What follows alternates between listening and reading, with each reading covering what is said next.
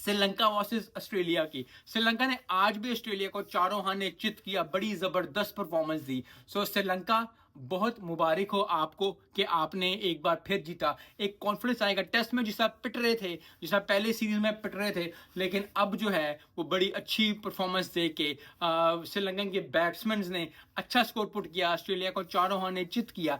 जिस तरह चारों हाने चित किया न्यूजीलैंड ने पाकिस्तान को आई थिंक सीखना पड़ेगा, लेकिन नथिंग टू टेक अवे। जैसे मैंने पहले भी कहा, न्यूजीलैंड को, न्यूजीलैंड की टीम बहुत ज़्यादा स्ट्रांग है, बहुत ज़्यादा कॉम्पैक्ट है, लेकिन 100 मैचों का एक ही मैच है, वो पहला मैच चैंपियन ट्रॉफी का है। हम फाइनल हार भी गए, कोई मसला नहीं, हम पहला मैच भी हार गए तो कोई मसला नहीं।